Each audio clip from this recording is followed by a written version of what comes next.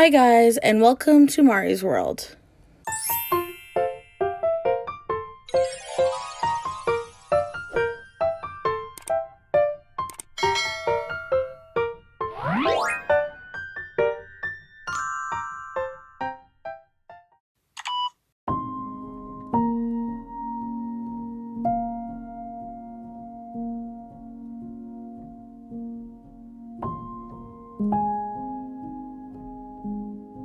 Enjoy the power and beauty of your youth.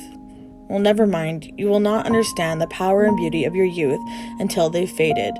But trust me, in 20 years, you'll look back at old photos of yourself and recall in a way you can't grasp now how much possibility lay before you and how fabulous you really looked. Don't worry about the future. Or worry, but know that worrying is as effective as trying to solve an algebra equation by chewing bubblegum.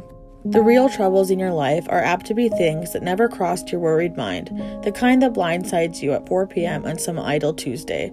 Do one thing every day that scares you. Don't be reckless with other people's hearts. Don't put up with people who are reckless with yours. Don't waste your time on jealousy. Sometimes you're ahead, sometimes you're behind. The race is long, and in the end, it's only with yourself.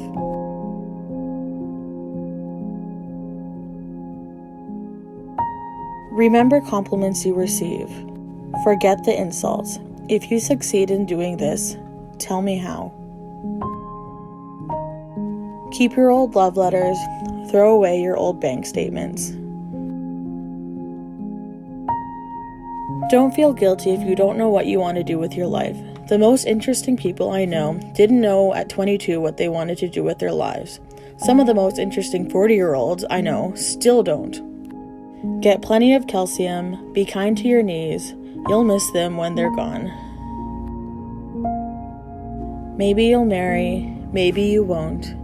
Maybe you'll have children, maybe you won't. Maybe you'll divorce at 40, maybe you'll dance the funky chicken on your 75th wedding anniversary. Whatever you do, don't congratulate yourself too much, or berate yourself either. Your choices are half chance, so are everybody else's.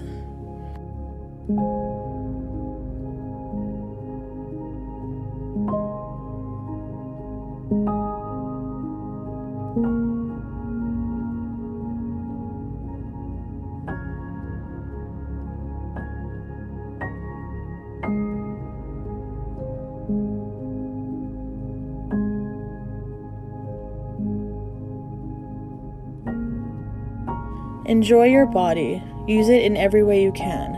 Don't be afraid of it or what other people think of it. It's the greatest instrument you'll ever own.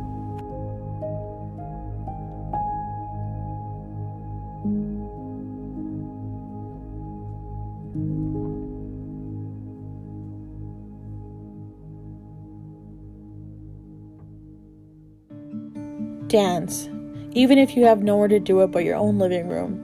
Read the directions, even if you don't follow them. Do not read beauty magazines. They will only make you feel ugly.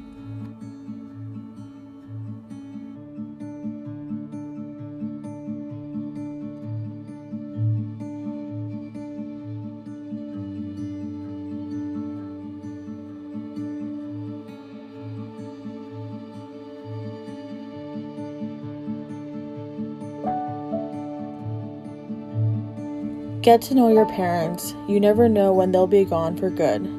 Be nice to your siblings. They're your best link to your past and the people most likely to stick with you in the future.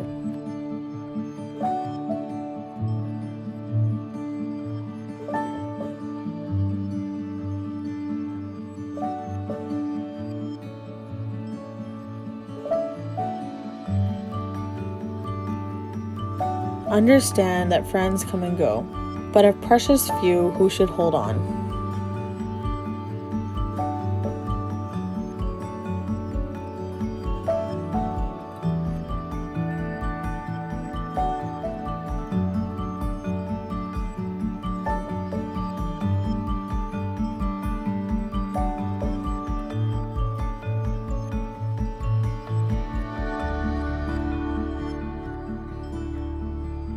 Work hard to bridge the gaps in geography and lifestyle, for as the older you get, the more you need the people you knew when you were young. Live in New York City once, but leave before it makes you hard. Live in Northern California once, but leave before it makes you soft.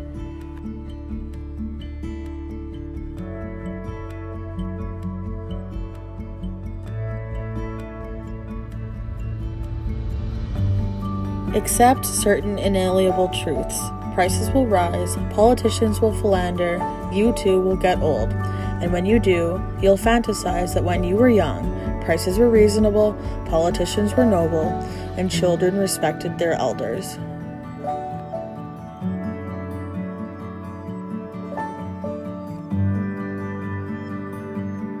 Don't expect anyone else to support you. Maybe you have a trust fund, maybe you'll have a wealthy spouse, but you never know when either one might run out. Be careful whose advice you buy, but be patient with those who supply it. Advice is a form of nostalgia. Dispensing it is a way of fishing the past from the disposal, wiping it off, painting over the ugly parts, and recycling it for more than it's worth.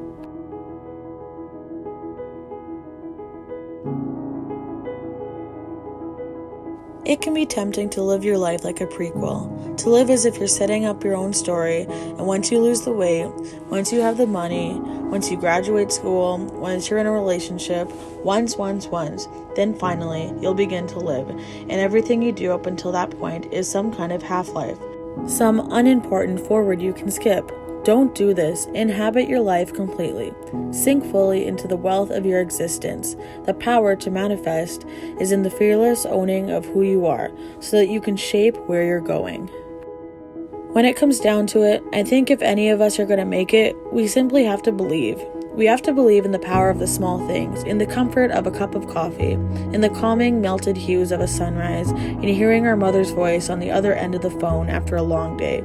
We have to believe that we can overcome whatever weight life ropes to our spines, whatever circumstances our choices or our shortcomings throw our way.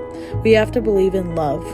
We have to believe that we are worthy of it, that we are deserving of being chosen despite the insecurity or the flaws or the mistakes. We have to believe in our ability to take care of the people we care about. We have to believe that we are enough for them. We have to believe that we aren't alone, that people see us for who we are and what we have the potential to be. If we're going to make it, we have to believe that we are growing. We have to believe that we are meant to be here. You have got to start romanticizing your life. You got to start believing that your morning commute is cute and fun, that every cup of coffee is the best you've ever had, and that even the smallest and most mundane things are exciting and new. You have to, because that's when you truly start living. That's when you look forward to every single day.